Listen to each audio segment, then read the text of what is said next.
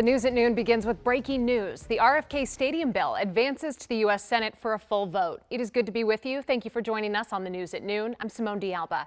Less than 2 hours ago, a bill giving D.C. long-term control of the RFK Stadium site passed a Senate committee. The site would be used for a potential new stadium for the Washington Commanders. But the bill's passage is far from a done deal. Our Eric Flack joins us now live from Capitol Hill. Eric, it's now up to the Senate Majority Leader to decide whether this bill lives or dies.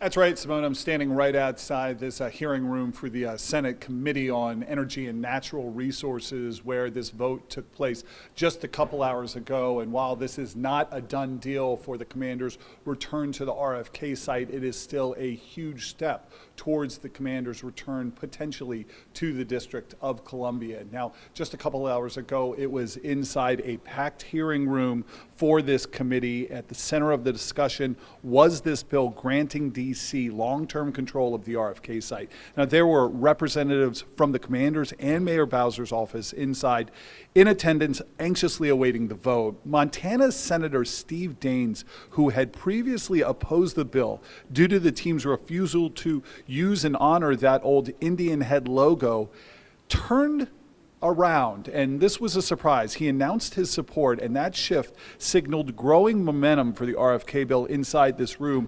Ultimately, this legislation passed with an overwhelming 17-2 vote. Moments later, Mayor Bowser's point person on the Commanders Stadium negotiation reacted to the good news. It's a great day in Washington.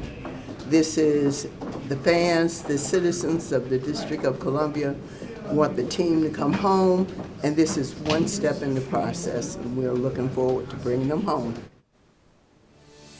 Yeah, the key there is one step in the process. This bill now moves to the full Senate floor, but with only 9 working days left before Congress adjourns for this entire session, there is just not enough time for this bill to get a standalone hearing, which means it has to be inserted into a larger bill like a spending bill, and that is easier said than done. One source close to this situation told me that this was a big step. That is a much more challenging step to get it inserted into a bigger bill for potential approval before the end of the session. But I've already been told people from the team and also people who worked on and supported this bill in this committee are already working on it. But Simone, not a lot of time to go. Yeah. Back to you. Look, like you said, this is progress, but we're getting a front row seat to just how tedious the political process can be. Sometimes you get the victory and sometimes it's tremendously disappointing. Eric Flack for us. I know you'll continue to follow this, and we'll see you soon. Thank you.